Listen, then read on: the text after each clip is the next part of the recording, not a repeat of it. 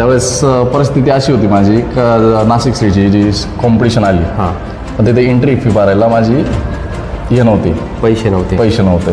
ते मुलांचे खूप माइंड डायव्हर्ट करलेलं असतात नाही का, सप्लिमेंटनी प्रोटीननी की आपण ते घेतलं तर काही साईड इफेक्ट होतं. बरोबर. डाएटच माझा तो दिवसाला कमसे कम 800 ते 900 रुपये खर्च जातो. काय बोलतो? बरं. डाएटचा आय थिंक नाशिकमध्ये तू एकमेव असेल की ज्याला हॅनी रॅम्बोडे ट्रेन करतो. हो, एकमेव. या मुलाखतीचे प्रायोजक आहे मस्फिट nutrition. Get more size and strength. मस्फिट न्यूट्रिशन या नामांकित ब्रँडच्या ऑर्डर किंवा डीलरशिपसाठी आजच संपर्क साधा. संपर्कासाठी मोबाईल नंबर आहे 70 383 87 638. नमस्कार फिटनेस प्रेमींनो, मी ईश्वर ठाकरे फिटनेस मंत्रामध्ये आपलं स्वागत. तर मित्रांनो, आपण नेहमीप्रमाणे नवनवीन अशा युवा शरीरसौष्ठवपटूंची मुलाखत घेत असतो. त्यांची एक सक्सेस स्टोरी ही आपल्या यूट्यूब चॅनलच्या माध्यमातून आपण जाणून घेत असतो. जे कोणी तळागाळातले जे मुले म्हणजे जे आता उभारी घेत आहे या फील्डमध्ये, त्यांना सुद्धा आपण या आपल्या प्लॅटफॉर्मवर बोलवत असतो. तर आज आपल्यासोबत समाधान निसाळ हा युवा शरीर सौष्ठवपटू आहे. समाधाननं बऱ्याच कॉम्पिटिशन खेळलेलं आहे, म्हणजे जिल्हास्तरीय असेल, परत राष्ट्रीय स्तरावर असेल, परत राज्यस्तरीय जे काही लेवल्स असतात कॉम्पिटिशन्सच्या, तर त्या प्रत्येक कॉम्पिटिशन हा तो खेळलेला आहे. तर आज आपण त्याच्यासोबत संवाद साधणार आहोत की त्याची ही जर्नी कशी स्टार्ट झाली बॉडी बिल्डिंगची, त्याला या जर्नीमध्ये कोणाकोणाचा सपोर्ट भेटला, या सगळ्या गोष्टी आपण आज त्याच्याकडून जाणून घेणार आहोत. समाधान, तुझं खूप खूप स्वागत आहे माझ्या यूट्यूब चॅनलमध्ये. तू माझा यूट्यूब चॅनल बघितलेलाच आहे. आपण काय काय प्रश्न विचारत असतो हे तुला चांगलं समजलंच असेल. समाधान, मला एक सुरुवातीला सांग, तुझं बालपण, शालेय शिक्षण, कॉलेज हे नेमकं कुठे कम्प्लीट झालं? माझं बालपण शिगवे बोलला दवळाजी कॅम्प, हे माझं मूळ गाव. जन्म माझा तिथंच झाला आहे, नाशिकमध्ये. आणि शिक्षण माझं Devlali high school English medium. Okay. तिथं 10th पास तिथंच झालो. नंतर मग SVKT कॉलेजला तिथं ग्रॅज्युएशन कम्प्लीट केलं मी, आर्ट्स BA मधून. ओके, एवढं शिक्षण. आणि म्हणजे घरातून काही कोणाचा वारसा होता का या बॉडी बिल्डिंगचा, किंवा पैलवान होतं की तू या क्षेत्रात आला? पैलवान म्हणजे पैलवान वगैरे कोण नव्हतं आमच्या घरात, फक्त एक पैलवानसारखी तब्येत होती वडिलांची, म्हणजे त्यांना आवड होती फिटनेसची पण. त्याच्यानंतर वडील पण हे होते, गव्हर्नमेंट सर्वंट होते महानगरपालिकेमध्ये. त्यानंतर ते रिटायरमेंट झाल्यानंतर मी तोपर्यंत लहानच होतो नाही, शाळेतच होतो. मग नंतर रिटायर झाल्यानंतर काही कालांतरी वर्षानंतर 5-10 वर्षानंतर वडील एक्सपायर होऊन मग ती जिम्मेदारी माझ्यावरती आली. मग मी शिक्षण प्लस जॉब करायचं. वडील कसं काय एक्सपायर झाले? हार्ट अटॅक आला होता. ब्लॉकेज होते, ते समजून नाही आले, त्याच्यामुळे हार्ट अटॅक आला होता. मग ती जिम्मेदारी माझ्यावरती पडली, कारण घरामध्ये मी एकटाच आहे मुलगा, आणि 4 बहिणी मला. 4ही बहिणींचे लग्न झालेले होते, जेव्हा वडील होते राहिलो मीच, आणि आई आता आणि आत्या आहे माझ्याकडे. म्हणजे त्यांना सांभाळायची जिम्मेदारी माझीच. बरोबर. म्हणजे घरातला मेन पॉवर मीच आहे, म्हणजे करता धरता मीच आहे आता वडील गेल्यानंतर. मग नंतर ती जिम्मेदारी पडल्यानंतर शिक्षण प्लस जॉब दोन्ही करायचो. मग दोन्हीचं कसं तरी ऍडजस्टमेंट झालं, ग्रॅज्युएशन केलं काहीतरी. मग नंतर UK मेटलमध्ये मी जॉब करत होतो, MIDC अंबड MIDC मध्ये. तिथं कॉन्ट्रॅक्ट बेसवरती लागलो पहिले, मग हळूहळू कॉन्ट्रॅक्ट बेसवरती मग कंपनी रोलवरती आलो.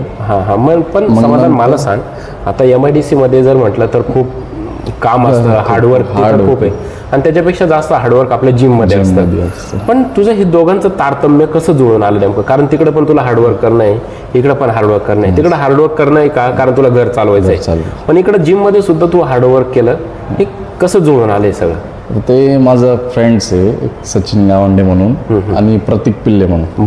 त्यांना चांगलं नॉलेज होतं. प्रतीक पिल्ले आम्हाला पहिला जिम पार्टनर होता. त्यांनी मला सांगितलं की तुझी बॉडी सिमेट्री चांगली, बॉडी चांगली, तू ट्राय का नाही करत नाही का बॉडी बिल्डिंग, बरोबर, किंवा मग असं मॉडेलमध्ये, फिटनेस मॉडेलमध्ये किंवा बॉडी बिल्डिंग ट्राय कर. यश भेटलं तर तुझा फ्युचर ब्राईट होईल नाही का. आता कंपनीमध्ये तर तुम्हाला माहिती आहे एवढं काही फ्युचर काहीच नसतं. बरोबर. हो. मग तिथून मग मी जॉब 8 घंटे जॉब करून प्लस जिम करायचो. नंतर मग आपलं घरच्याच खाण्यावरती मी डाएट वगैरे सर्व तेच करायचो. पौष्टिक खायचो. म्हणजे वडील गेल्यानंतर परिस्थिती झाली, खूप हलकी झाली होती माझी. म्हणजे असं समजा की ते दिवस खूप बेकार नाही का, आठवले तर वाटतं नाही दुःख. पण नंतर मग हळूहळू मी कॉम्पिटिशन खेळायला लागलो. फर्स्ट कॉम्पिटिशन मी इथं देवळली श्रीलाच खेळलो, टायगर जिम मधून. पण सुरुवात ही तुझी पहिली स्पर्धा देवळली पासून चालू झाली, म्हणजे तुझ्या घराच्याच परिसरातून झाली. पण सुरुवातीला तुला मार्गदर्शन हे कोणाचं लाभलं की स्वतःच तू स्वतःवर? नाही, माझे ते 2 फ्रेंड तुम्हाला नाव सांग, प्रतीक पिल्ले आणि सचिन गावडे. म्हणजे त्यावेळेस पण माझे काका एक्सपायर झाले ते कॉम्पिटिशनच्या वेळेस. आता ते तिथं पण मला खेळता येत नव्हतं, पण मला बळजबरी मित्रांनी बळजबरी खेळायला लावलं. तर खेळलो मी, एक हार्डकोर खेळलो तिथं. त्यावेळेस मला पोजिंग जमत नव्हती, काही नव्हती, तरी मी तिथं 3रा नंबर काढला. कोणतं वर्ष असेल अंदाजे ते? 2018 मध्ये. बरं, म्हणजे आताची 2018 पासून मग मी सुरुवात जशी झाली माझी, मग 2019ला मी नाशिक श्रीची तयारी केली. 4-5 वर्षापूर्वीच तू चालू केली जर्नी केली. मग प्रतीक पिल्ले माझा जिम पार्टनर होता, तो बोलला आपण नाशिक श्री ट्राय करू, म्हणजे पुढच्या लेवलला. आता इथंच यश भेटलंय तर मग पुढच्या लेवल एक स्टेप पुढे टाकून बघू काय होतं. मग तयारी चालू केली आम्ही दोघांनी, तो सपोर्टला राहायचा. त्यावेळेस परिस्थिती अशी होती माझी का नाशिक श्रीची जी कॉम्पिटिशन आली, पण तिथे एंट्री फी भरायला माझी हे नव्हती, पैसे नव्हते, पेमेंट पण झालेलं नव्हतं आणि पैसे पण नव्हते. तेव्हा पेमेंट खूप कमी, 6-7 हजार रुपये कॉन्ट्रॅक्टवारी बेसवरती काम करायचं, पेमेंट कमी. घरी पण बघायचं, डाएट आहे बघायचं, त्याच्यामुळे पैसे राहत नव्हते माझ्याकडे जास्त. मग प्रत्येक पिल्लीने त्यांनी त्याची सेव्हिंग, त्याला जी पॉकेट मनी भेटायची घरून कॉलेजची फीज, त्यांनी त्याच्यातली फीजमधून माझी एंट्री फी भरली. मग तिथं गेलो आम्ही खेळायला. टॅनिंग फीज त्यांनी, टॅनिंग वगैरे सर्व त्यांनी अरेंजमेंट केली. तू खेळ म्हणे, मी आहे बघू नाही का काय होतं. मग खेळ उतरलो मी नाही का स्पर्धेमध्ये, पण तिथं मी खेळलो तर डायरेक्ट टायटल घेऊन आलो. 2019 मध्ये मी मॅन्स फिजिक्सचं टायटल, पहिलं प्राइज माझं ते होतं. मग तिथून जसं मग माझ्या फ्रेंड्सनी सांगितलं, आता इथं तू जर टायटल घेऊ शकतो तर तू अजून थोडंफार चांगलं मेहनत घेतली तर तू अजून पुढे जाऊ शकतो. बरोबर. मग तोच प्रतीक पिल्ले, तो माझ्यासोबत 2 वर्ष लगातार जिम पार्टनर होता. का याला काहीतरी प्लॅटफॉर्म भेटावं म्हणून. मग त्यांनी साथ नाही सोडली माझी. बरोबर. त्याचं त्याला जॉब ऑफर पण आला होता पुण्याचा, त्याने तो कॅन्सल करून तो इथं थांबला 2 वर्ष माझ्यासाठी. म्हणजे तू पहिले तुझं प्लॅटफॉर्म सेट होऊ दे, माझं काय तो IT स्टुडंट आहे, कुठे त्याला स्कोप. बरोबर. मग त्यांनी साथ देऊन तुझी पॉकेट मनी थोडीशी मला हेल्प करायचं, तो डाएटला यायला त्याला. मग 2019 मध्येच बुलढाणाला हे झाली, सॉरी बुलढाणा नाही, चिखली आपलं बुलढाणा, तिथं महाराष्ट्र झाली. तिथं टॉप 6 मध्ये नंबर. क्या बात आहे. मग नंतर मिस्टर इंडियाला गेलो, तिथं कम्प्लीट केलं फर्स्ट टाइम मिस्टर इंडिया. पण त्या लेवलची नव्हती माझी त्या बॉडी, फक्त कम्पॅरिझन झाली माझी. नंतर मी बॅक स्टेजला. मग तिथून मग बरेचसे बॉडी बिल्डर भेटले मला मोठमोठे, आणि त्यांच्याशी थोडंसं संवाद साधला, कॉन्टॅक्ट केलं. मी तिथून थोडंसं नॉलेज घेतलं त्यांच्याकडनं. मग तिथं मला अजून एक मित्र भेटला, प्रवीण मोरे, अश्विन पानसा, मयूर देवरे. मग यांच्याकडून थोडंसं नॉलेज घेत गेलो, तसं मी पुढं चालत गेलो. जो प्रवीण मोरे त्यांनी हेल्प केली का तू असं वर्कआउट कर, असं डाएट घे. तिथून मग पुढे गेलो. नंतर सातपूरकर सर आहे आपले, राजेंद्र सातपूरकर, म्हणजे महाराष्ट्र बॉडी सरचिटणीस. त्यांनी इतका सपोर्ट केला, त्यांनी खूप बघितलं, पारखलं त्यांनी मला नाही का की याच्यात काहीतरी क्षमता आहे करायची, काही गट्स आहेत. तर मग त्यांनी अजून मला नॉलेज दिलं की तू ये माझ्याकडे ये, सर्व काय असेल ते मी बघतो म्हणे. मग सरांनी मला खूप हेल्प केली. मग मोठमोठ्या लेवलला फर्स्ट टाइम मग 2019ला त्यांनी मला डायमंड कपला खेळायला लावलं. डायमंड कप मध्ये टॉप 10 मध्ये काढलं होतं प्राइस. तिथून मग जशी जर्नी स्टार्ट झाली, मग जॉबवाल्यांनी पण माझे जे मॅनेजर आहे राधेश्याम नंदनवार, UK मेटलचे मॅनेजर, त्यांनी बघितलं हा खूप कष्ट करतो, खूप म्हणजे त्यांनी बघितलं, म्हणजे स्ट्रगल खूप. तुझी दया आली. त्यांनी माझे फाईल्स वगैरे मागितली की तुम्ही कुठं खेळलाय ते सर्टिफिकेट दाखव. मग त्यांनी ती फाईल माझे जे ओनर आहे राजेंद्र कातोळे, मॅनेजिंग डायरेक्टर, ते त्यांच्याकडे त्यांनी ती फाईल पाठवली, त्यांनी ती फाईल चेक केली, व्हेरीफाय केली, मग तिथून मग त्यांनी मला हेल्प केली नाही का. ओके. 2000 आता 23 मध्ये, बरोबर. 2023 पासून त्यांनी स्पॉन्सरशिप दिली. अरे वा. मग कंपनीचे आर्थिक परिस्थिती म्हणजे तुला जे काही खर्च लागेल ते तुला ते थोडंफार द्यायला लागले नाही का. बरोबर. मग मॅनेजरचा खूप सपोर्ट होता आणि प्लस आमचे जे मॅनेजिंग डायरेक्टर आहे राजेंद्र कातुरे, त्यांनी पण खूप हेल्प केली नाही का. त्यांनी पण मनावर घेतलं का पुरा करणार आहे. मग तिथून मी 2023 मध्ये एक मिस्टर युनिव्हर्सलचं मेडल घेऊन आलो. क्या बात आहे. मिस्टर युनिव्हर्सल म्हणजे जी आपली याला झाली होती, पुण्याला झाली होती. तिथं युनिव्हर्सल मध्ये 4था नंबर काढला. क्या बात आहे. परत मग दुसऱ्यांदा परत युनिव्हर्सल झाली. ती झाली इकडं औरंगाबादला. तिथं पण 4थाच निघाला आणि इंडियामध्ये 3रा निघाला. क्या बात आहे. नंतर परत महाराष्ट्रामध्ये 3रा काढला होता आणि क्लासिक मध्ये पण 5वा काढला होता. मी दोन्ही प्रकार खेळलो, फिजिक आणि क्लासिक. तिथं महाराष्ट्रामध्ये 2 मेडल आले होते. आणि त्याच्यानंतर मग आत्ताची जी झाली महाराष्ट्रश्री जी मुंबईला झाली, तिथं सुद्धा 3रा नंबर काढला. आणि आता शिर्डीला मिस्टर इंडिया झाली, तिथं मी सिल्वर मेडल काढला दुसरा. मग तिथून माझं सिलेक्शन इथं झालं मिस्टर एशियासाठी, जे आता याला मंगोलियाला होणार. अरे वा. पण समाधान, आता तू एवढं सगळी तुझी स्टोरी सांगतोय, इथून मागं काही गोष्टी आठवल्यावर आज मनामध्ये काय जाणवतं? मागच्या जुन्या गोष्टी आठवल्या, म्हणजे तुझ्या जे मित्रांनी तुला सपोर्ट केला, मध्ये परत नंतर सातपूरकर सरांनी सपोर्ट केला, हे आठवल्यावर आज मनामध्ये काय तुझ्या निघतंय? म्हणजे असं की त्यांच्यासाठी माझं खूप रिस्पेक्ट म्हणजे अशी खूप जास्त आहे नाही का. आठवते की हे मुलं माझे जे मित्र आहे, सर आहे, हे माझ्यासाठी उभं राहिले आज, जे कोणी उभं राहत नाही आज. हो, म्हणजे मित्रासाठी जास्त लवकर कोणी उभं नाही, ते पण बॉडी बिल्डिंग आणि बॉडी बिल्डिंग हा सगळ्यात एक्सपेन्सिव्ह महागडा गेम आहे. आणि त्याच्यासाठी एक खंबीरपणे खांद्याला खांदा लावून उभे राहिले माझे मित्र 2 जण.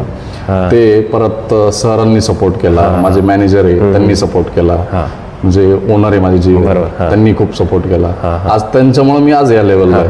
आणि आज जो मी मंगोलियाला देशामध्ये चाललोय, ते एक माझे जे मालक आहे, त्यांची कृपा आहे माझ्यावरती. त्यांनी पूर्ण खर्च कंपनीने केलाय. जर आज ते नसते तर तू जाऊ नसतं शकलो, शक्य नसतं. कारण खर्च तिकडं 2.25 लाख रुपये खर्च, म्हणजे कॉम्पिटिशनच्या निमित्ताने कवाय नाही, तू आज विमानात बसणार आहे. 2-2.5 लाख रुपये खर्च जातोच तिथं. पण मला सांग समाधान, आता हा गेम खूप खर्ची गेम आहे, तू स्वतःच सांगितलं. ह्या फील्डमध्ये बरेच मुलं येऊ पाहता, 1-2 स्पर्धा खेळता, नंतर सोडून जातात, मग नंतर त्यांना कोणी त्यांच्याकडे बघत नाही. तर एक मनामधून तुला असं काय वाटतं की ह्या बॉडी बिल्डिंग स्पर्धेला आर्थिक पाठबळ कुठंतरी शासनाकडून मिळालं पाहिजे का? मग नक्कीच मिळालं पाहिजे. आता ते त्यांचं संजय मोरेचं पण प्रयत्न आहे, जे आमचे फेडरेशनचे जे मेन सर्व सरचिटणीस ऑल इंडियाचे, जे आज एशियन छत्रपती पुरस्कार पण संजय मोरे, त्यांचा पण प्रयत्न चालू आहे राज्य सरकार काहीतरी मानधन चालू करावं यांनी नाही का. जे बॉडी बिल्डर्स आहे त्यांना मानधन चालू करावं, काहीतरी एक प्लॅटफॉर्म द्यावा. बरोबर.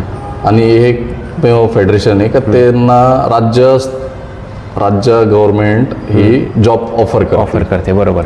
तर काय अचिव्हमेंट केलं आपण. म्हणजे जे आता जुने बॉडी बिल्डर म्हणजे किरण पाटील असतील, स्वप्नील कदम, हे तेव्हा जॉईन झाले रेल्वेमध्ये. तसंच काही जॉब सुहास सर पण जॉईन झाले. तर समाधान, एक तुझा मेन्स फिजिक कॅटेगरीमध्ये तू खेळतो, तर एक तुझा बायसेप एकदा पोज आम्हाला ह्या यूट्यूब चॅनलच्या माध्यमातून जेवढे मुलं बघतात त्यांना एकदा एक बायसेप दाखव तुझा आहे. तर मित्रांनो, ही फार मोठी मेहनत आहे समाधानची. फार कमी वयामध्ये त्याचं पितृछत्र हरपलं आणि आर्थिक पाठबळ नसल्यामुळे त्याच्या मित्रांनी, आज जर आपल्या मित्राकडे जर एक 5-10 मिनिटासाठी 500 रुपये जरी मागितले तरी कोणता मित्र लवकर तयार होत नाही. पण समाधानसाठी त्याने पूर्ण डाएटचा खर्च, त्याचा म्हणजे जी एंट्री फी असते कॉम्पिटिशनच्या ठिकाणी जी भरण्याची, ती फीसुद्धा त्यांनी, म्हणजे असे मित्र फार क्वचित भेटतात. तर समाधान, मला सांग, आत्ता सध्या तुझा डाएट कसा चालू आहे? म्हणजे आता एक कॉम्पिटिशन मिस्टर एशिया फार मोठा प्लॅटफॉर्म आहे, त्याच्यासाठी तुझा डाएट कसा सुरू आहे आता? माझा डाएट प्लॅन जो आहे तो पिरामिड टाईप आहे. ओके. जो झिगझॅग वे आपण म्हणतो. तर सकाळी माझे 6 अंडे प्लस ओट्स आहे, नंतर 100 ग्राम चिकन, 50 ग्राम राईस. तर सेकंड मीलला 150 ग्राम चिकन, 100 ग्राम राईस, लार्ज सलाड. त्याच्यानंतर थर्ड मील, जो थर्ड मील जातो आपला 12 ते 1च्या दरम्यान, तो येतो 200 ते 250 ग्राम चिकन प्लस 150 ग्राम राईस, लार्ज सलाड आणि स्पॅनिश, हँडफुल ऑफ स्पॅनिश येतं. त्याच्यानंतर परत प्री वर्कआउट मील येतं माझं. त्याच्यामध्ये मग प्री वर्कआउट ड्रिंक आहे प्लस डाएट आहे. डाएट त्यावेळेस खूप हेवी. ओके. त्याचं मीट आहे मीन्स मटन, ते 180 ग्राम मटन आहे आणि 100 ग्राम राईस प्लस स्पॅनिश. मग प्री वर्कआउट ड्रिंक. मग जिम झाल्यानंतर वे प्रोटीन ड्रिंक असतं आपले, जी पोस्ट वर्कआउट ड्रिंक सप्लिमेंट ती गरजेचीच असते. ज्या प्लॅटफॉर्मला आपण आता खेळतोय, जे आपल्या खाण्यापासून ते भेटत नाही प्रोटीन, तर ते आपण सप्लिमेंट थ्रू घेऊ शकतो. आज मुलांना खूप वाटतं, जे मुलांचे खूप माइंड डायव्हर्ट करलेलं असतात नाही का, जे सप्लिमेंटनी प्रोटीननी, की आपण ते घेतलं तर काही साईड इफेक्ट होतं. बरोबर. साईड इफेक्ट त्याचा नसतो. साईड इफेक्ट आपण जो मेडिसिन घेतो आपण, टॅबलेट झाले, इंजेक्शन झाले, स्टेरॉइड आपण म्हणतो त्याला, बरोबर, ते नाही घेतलं पाहिजे. सप्लिमेंट तुम्ही नॅचरल आहे ते तुम्ही घेऊ शकतात, त्याचा काही हार्मफुल नसतो. एक दुधाचा प्रोडक्ट आहे. ते प्रोडक्ट्स आहे जे आपल्याला खाण्यापासून पूर्णपणे प्रोटीन नाही भेटत, ते प्रोव्हाइड करतात आपलं प्रोटीन, तर ते तुम्ही घेऊ शकतात. तर मग माझं ते वे आयसोलेट प्रोटीन आहे, ते 1.5 स्कूप असतं माझं. समाधान, एकदा आयसोलेटचा रेट सांग बरं मुलांना. आयसोलेटचा रेट माझा तो जातोय 4,500 ते 5,000 पर्यंत जातोय. 2 किती किलो? 2 kg. 2 kg. तो पण ॲब्सोल्यूट कंपनीचा आहे. तुम्ही ऑनलाईन जरी सर्च केला तरी तो प्राइस दाखवतो. तर एक्सपेन्सिव्ह खूप येतो. आणि डाएटच माझा तो दिवसाला कम से कम 800 ते 900 रुपये खर्च जातो. काय बोलतो? बर. डाएटचा म्हणजे तर मोठ्या प्लॅटफॉर्मवर खेळायचा तेवढा खर्च पण तेवढा येतो. बरोबर, खरी गोष्ट आहे. पण समाधान, आता तू सगळा डाएट सांगितलं, तर हे तुझं शेड्यूल नेमकं कोण आखतं? म्हणजे याच्या मागं पण कोणतरी गुरु असेल. तर हे सगळं कोण बघतं तुझं या गोष्टी? आता जे माझे जे कंपनी आहे युके मेटलचे, जे आमचे जे ओनर आहे राजेंद्र कातुरे साहेब, यांनी माझ्यासाठी एक कोच हायर केलाय बाहेरचा. म्हणजे त्यांनी जे हेनी रंबड, आपण लोक विचारतात, बघतात का ऑल, त्यांनी ऑलिम्पियाड जेवढे खेळले त्यांचे कोच 28 मिस्टर ऑलिम्पिया त्यांनी तयार केले.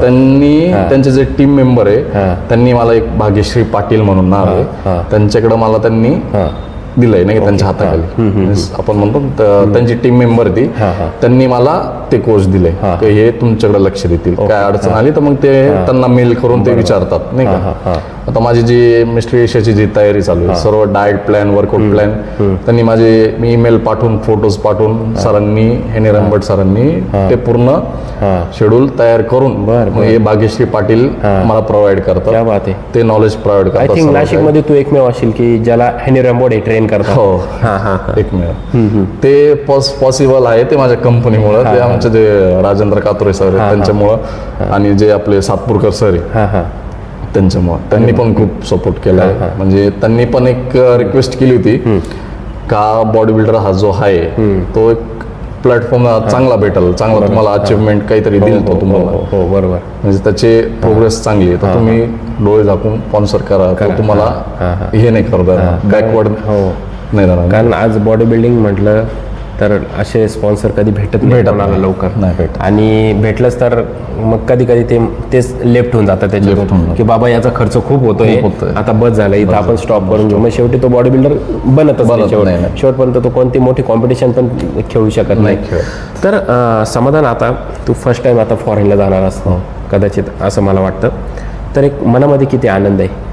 आणि समजा जर आज वडील असते तर, वडील असते तर आज खांदे नाचलेच असते, डाऊट नाही. पण आज आनंद असा आहे का तो क्षण बघायला माझे वडील नाही, याचं खूप दुःख आहे नाही, कारण ते असते तर आज खूप हे झालं असतं. बरोबर, ते खुश खूप असते.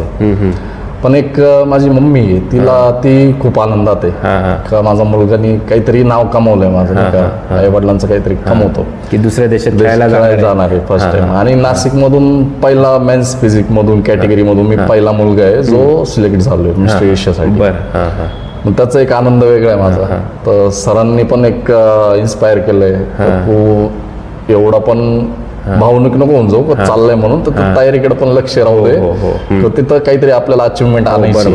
बरोबर. कंपनीला पण अपेक्षा असते, खर्च करतात आपण, त्यांना पण अपेक्षा असते की ते देणं आहे आपल्याला. मग आपलं माझी पण ती जिम्मेदारी का मी त्यांना कंपनीचं नाव मोठं करावं, काहीतरी सरांचं आपलं सातपूरकरांचं नाशिकचं नाव मोठं करावं. तर त्याचे प्रयत्न माझे भरपूर चालू आहे. म्हणजे जी माझी जी प्रॅक्टिसची जी क्षमता आहे मी पूर्ण 100% तिथं लावतो. म्हणजे तू ज्या कंपनीत एक कॉन्ट्रॅक्ट बेसवर तू जॉईन झाला होता, तीच कंपनीने तुला परमनंट करून तुला आता ह्या बॉडी बिल्डिंग क्षेत्रासाठी सपोर्ट करते. आणि खूप छान. म्हणजे आता जे UK मेटलचे जे मालक असतील किंवा तिथले जे मॅनेजर असतील, ते हे यूट्यूब चॅनल बघत असेल तर त्यांना म्हणजे एक माझा सलामच म्हणावं लागेल. कारण आज बॉडी बिल्डिंग क्षेत्राला कोणी वाली नाही आहे असं म्हटलं तरी चालेल. कारण अशी मुलं घडण्यासाठी आर्थिक परिस्थिती ही खूप चांगली लागते. माझं एक वाक्य आहे की गरिबाच्या घरातलीच मुलं या फील्डमध्ये वरती येतात, श्रीमंताच्या घरातली मुलं याच्यामध्ये कधी दिसून येत नाही. कारण गरिबाच्या मुलाला ही त्याच्या गरिबीची जाण असते की आपल्याला काहीतरी करून दाखवायचं आपल्या घरच्यांसाठी, आईवडिलांसाठी. पण श्रीमंताची मुलं जर बघायला गेले ना, पबमध्ये, डान्स बारमध्ये इथेच आपल्याला पडलेले दिसतील. तर याबद्दल काय वाटतं समाधान तुला? ते अत्यंत वाईट आहे ती गोष्ट. ज्यांच्याकडे आहे ते करते नाही, ज्यांच्याकडे नाही त्यांना सपोर्ट नाही. बरोबर. त्यांची करायची खूप इच्छा असते पण त्यांना पाठबळ नसतो, आर्थिकचा किंवा मॉरल सपोर्ट नसतो. तर त्यांना आज मी चॅनल म्हणून, तुमचा युट्यूब चॅनल म्हणून सांगतो की आज जे आहे ज्यांच्याकडे आहे तर त्यांनी काहीतरी करावं आपल्या देशासाठी, आपल्या कंट्रीसाठी. काहीतरी नाव मोठं केलं पाहिजे, आईवडिलांचं नाव मोठं केलं पाहिजे. बरोबर. कारण आता आजकाल आपण बघतो छोटे छोटे मुलं नशे करून खूप वाईट वळणाला चालले. तर आमचा पण, माझा पण प्रयत्न असा आहे की मी माझं जे नॉलेज आहे, आज मी नॉलेज जे एवढं कमवलंय, जे इतकं नाही कमवलं पण जेवढं पण कमवलं ते मी वाटायचा प्रयत्न करतोय फ्री ऑफ कॉस्ट मध्ये. की जे माझ्याकडे येत आहे ट्रेनिंगला मी त्यांना फुकट शिकवतो. कारण आपण पण त्याच परिस्थितीत होतो. आपण पण, मला पण जाण आहे की आपलं जे गरीब असतात मी त्यांच्याकडनं कधीच ₹1 घेत नाही. फ्री ऑफ कॉस्ट ट्रेनिंग देतो, सगळं काय डाएट प्लॅन वगैरे सर्व तयार करून देतो. मग आता माझाच एक फ्रेंड आहे, त्याला मी तयार करत होतो पण त्याची परिस्थिती खूपच वाईट होती. त्याला सपोर्ट पण मी करत होतो पण कालांतरात थोडंफार आपण करू शकतो तेवढं केलं. बरोबर. त्याला पण कुठून तरी सपोर्ट नव्हता भेटत. नाही तर आज तो सुद्धा आज नाशिक श्री 101% नाशिक श्री असतात. आता त्यांनी नाशिक श्रीचं 3रं मेडल घेतलं होतं, मी तयार केलं होतं. तर तो नंतर कालांतरात त्याचं आर्थिक परिस्थिती तो मागे. बरोबर. समाधान, मला सांग, एक इंटरनॅशनल लेवलच्या स्पर्धेला अंदाजे किती खर्च येतो संपूर्ण पकडून? एक अंदाजे खर्च किती येतो? अंदाजे खर्च तो जातो 3-4 लाखापर्यंत जातो. पूर्ण तयारी पासून सप्लिमेंट, आपला डाएट वगैरे, पूर्ण स्टेज फी, एंट्री फी. पण एवढा खर्च केल्यानंतर इन्कम काय आपला? इन्कम सोर्स याच्यामधून खूप कमी आहे. ते पण मी चॅनल म्हणून सांगू का आपले जे स्पर्धा जे होतात त्यांनी पण प्राइज मनी थोडंसं वाढवलं पाहिजे, ज्यांनी मुलांना पण प्लॅटफॉर्म भेटतो तयारी करायला, पण अजून थोडंसं हे पाठबळ मिळतो आर्थिक परिस्थितीचा. सो म्हणजे कुठं त्यांना पण गरज नाही पडणार कुठं जायची, नाही का. ते आपण म्हणतो ना का मुलं बघतात कुठून भेटेल आपल्याला स्पॉन्सरशिप हे वगैरे, ते बघायची वेळ कमी येईल थोडी मुलांना. जर प्राइज मनी जर चांगलं भेटलं, खरी गोष्ट आहे, तर तेच प्राइज मनी घेऊन आपण पुढची तयारी करू शकतो मोठी लेवलची. तर त्याच्यामध्ये माध्यमातून पण थोडंसं प्राइज मनी वाढवलं पाहिजे मुलांसाठी. खरी गोष्ट आहे. बरोबर. समाधान, तुझा फेवरेट बॉडी बिल्डर कोण आहे? फेवरेट बॉडी बिल्डर जो आहे आजच्या याच्यात इंटरनॅशनल लेवलला सिबम्प आहे. बरोबर. जी माझी कॅटेगरी जी आपण मी मेन्स फिजिक, माझा फेवरेट अँड्री ड्यूड तो एक. आणि आपलं इंडियन बॉडी बिल्डर सुनीत जाधव. ओके. आणि मेन्स फिजिक कॅटेगरीमध्ये पण बॉडी बिल्डर आहे आपल्या भारतामध्ये, त्याच्यात कोण आवडतो तुला? भारतामध्ये आपले भुवन चव्हाण. म्हणजे आज ते पण एक चांगली शिकलेला बॉडी बिल्डर आहे. आज तो पहिला बॉडी बिल्डर आहे जो इंडियन बॉडी बिल्डर बाहेर देशामधून त्यांनी प्रो कार्ड घेतलेला, अचीव्ह केलेला, जो आजपर्यंत कोणताच बॉडी बिल्डरने केलेला इंडियन बॉडी बिल्डर. आज त्यांनी शक्य करून दाखवलं. आणि तो पहिला बॉडी बिल्डर आहे जो मिस्टर ऑलिम्पियाला क्वालिफाय झाला. आता तुझं वय किती आहे समाधान? माझं वय चालू आहे 29 चालू. आता तुझ्याच वयाचे किंवा तुझ्यापेक्षा एक 20-22 वर्षाचे मुलं तुला आज बघताय, तर त्यांना तू काय मार्गदर्शन करशील? मार्गदर्शन हेच करेल का आपण जी फील्ड निवडली आहे त्या फील्डमध्ये पूर्ण तुम्ही 100% लावा. गिव्ह अप नका करू. कधी ना कधी तुम्हाला यश येणारच. बरोबर. कधी ना कधी. जसं मी गिव्ह अप नाही केलंय, जे मला जसं फ्रेंडनी सपोर्ट केलाय तसं मित्रांना पण सांगतो की त्यांचे जे मित्र असतील थोडंफार सपोर्ट करा, हेल्प करा. नाही तुम्ही आर्थिक मदत करू शकता तर एक मॉरल सपोर्ट द्या त्याला, की त्याच्याने त्याचा मॉरल डाऊन नाही झाला पाहिजे. जो तो अजून जोमाने मेहनत केली पाहिजे, मोटिवेट होईल, तो अजून मोटिवेट होईल, तो काहीतरी अचीव करेल तो मुलांचं. बरोबर. समाधान, एक तुझा शेवटचा प्रश्न, तुझ्या सक्सेसचा मंत्र काय नेमका? सक्सेसचा मंत्र एकच आहे. माझ्या आई वडिलांनी सांगितलं होतं, जे काही करशील ते मनापासून कर आणि प्रामाणिकपणे कर. आता मी जे हे खर्च जेवढा करताय माझ्यावरती कंपनी, त्यांना पण प्रामाणिकपणे जो काही खर्च होतो त्याचा मी पूर्ण बिल देतो. म्हणजे मी कुठे 1 रुपया खर्च केला, सर मी इथं म्हणजे एक सप्लिमेंट जरी घेतलं तरी तू त्याचं बिल त्यांना देतो. कसं माझा इथं हा खर्च एवढा पारदर्शकता ठेवली त्याच्यामध्ये कसं आपला एक इमेज तयार असते आणि प्लस त्यांना पण एक विश्वास बसतो हा मुलगा प्रामाणिकपणे, ते पण सपोर्ट करायला मागे नाही हटते भविष्यामध्ये पण. आणि ते एक प्रामाणिकपणे पाहिजे. हो, गोष्ट आहे. हो. कारण आजकाल खूप चिटिंग खूप असतात. कोणी पैशासाठी लालची असतात, कोणी नाही. आजकाल काय झालंय समाधान, आता जर एखादा व्यक्ती जर दुसऱ्याला सपोर्ट जर करत असेल ना, तर तो दुसरा तिसऱ्याकडे त्याच्याबद्दल काढायला होतो की नाही मला त्यांनी फसवलंय, असं केलंय, तसं केलंय. तो एक बघत नाही की त्याने आपल्याला एक दिशा दाखवली, चांगली प्रगतीची दिशा दाखवली, हे तो विसरून जातो. ते आहेच. ते तर ते माझ्याबद्दल पण घडलेलं आहे, पण आता ते गोष्टी मी तिकडे लक्ष देत नाही. आणि काय झालं होतं तुझ्याबद्दल, एक नाव न घेता सांग. नाव न घेता असं आहे का, जे स्पॉन्सरशिप मला जे माझे जे मॅनेजर होते त्यांच्या आधी एक जणांनी प्रयत्न करत होता, पण त्यांनी तिथपर्यंत जाऊन नव्हतं दिलं. म्हणजे जो पहिला जो होता व्यक्ती, तो काय करतो, पण बॉडी बिल्डिंग क्षेत्रातलाच होता? नाही, बॉडी बिल्डिंग क्षेत्रात नव्हता तो, पण एक स्पोर्ट्स प्लेयरच होता. नाही, स्पोर्ट्स प्लेअर नव्हता तो, एक कॅज्युअली हेच होता, सुपरवायझर असं होता. आता त्यांचं नाव नाही घेऊ शकत. बरोबर. ते पण आपल्या त्या ओनर पर्यंत जाऊन देत नव्हते. ओके. आडकाठी आणत होते, सर इथं नाही, सर बाहेर आहे, सर आता नाही भेटणार, सरांचं मीटिंग चालू आहे, चालू आहे, तसे टाळते गेले. मग मी माझा जो प्लांट होता तो मी चेंज करून घेतला नंतर, म्हणजे कॉम्पिटिशन नंतर मग मी चेंज करून घेतला. तर मला जे आपण म्हणतो ना एक देवाच्या रूपात येतात, ते माझे जे मॅनेजर भेटले राधेश्याम नंदनवार, त्यांनी बघितलं का हा स्ट्रगल करतोय, काहीतरी आहे याच्यात, काहीतरी अचीव करू शकतो. तर त्यांनी मग सरांना भेटून सर्व काही करून त्यांनी हेल्प मागून दिली, नाही का, स्पॉन्सरशिप भेटून दिली. तर मग असं आहे. ओके. म्हणजे जर समाधान हा सक्सेसच्या दिशेला जात होता, पण त्याच्यात म्हणजे खाजगी सेक्टर जर म्हटलं ना आज मित्रांनो, दुसऱ्याचं यश हे कोणाला बघवत नाही लवकर, असं आहे. म्हणजे यामुळेच आपला मराठी माणूस हा कुठेतरी मागं पडलेला आहे. तर तुम्ही बाकी दुसरे लोक जर बघितले ना, ते प्रत्येकजण एकमेकांना सपोर्ट करतात, त्यामुळे ते पुढे जातात आणि आपण त्यांची वाहवा करतो. तर मित्रांनो, तुम्हाला ही समाधानची इंटरव्ह्यू कशी वाटली कमेंट बॉक्समध्ये नक्की लिहून पाठवा. आणि समाधाननी आत्ता जेवढी काही स्टोरी सांगितली ही फारच म्हणजे त्याला पण माझा एक सॅल्यूट आहे की समाधान तुझं म्हणजे आज त्याच्या पाठीमागं कोणाची साथ नाही, आई सोडली तर कोणी नाही त्याच्या मागे, तर त्याचे मित्र त्याला कामात आले. पर त्याची जी UK मेटल्स अंबड नाशिक इथे जी कंपनी आहे त्या कंपनीनं सुद्धा त्याला खूप चांगला सपोर्ट केला. आणि जर आज बघितलं ना मित्रांनो, एक जिममाना मुलं एखाद्या कंपनीत जात असेल ना, तर त्याची तब्येत बघून त्याला जास्त काम देतील पण त्याला सपोर्ट करणार नाही, असं एक मी बऱ्याच वेळा बघितलेलं आहे आणि मी मुलांकडून ऐकलेलं सुद्धा आहे. तर जास्तीत जास्त ही इंटरव्ह्यू शेअर करा. कमेंट बॉक्समध्ये समाधानबद्दल तुम्हाला काय वाटलं नक्की टाईप करा, कारण समाधानला आपल्याला मोटिवेट करायचं आहे, कारण तो फॉरेनला म्हणजे मंगोलिया या देशात मिस्टर एशिया ही कॉम्पिटिशन तो खेळायला जाणार आहेत. थँक्यू सो मच समाधान, तू तुझी स्टोरी ह्या माझ्या यूट्यूब चॅनलच्या माध्यमातून शेअर केली. तर अशाच या इंटरव्ह्यू बघण्यासाठी माझ्या चॅनलला नक्की सबस्क्राईब करा. तोपर्यंत बी फिट, स्टे फिट.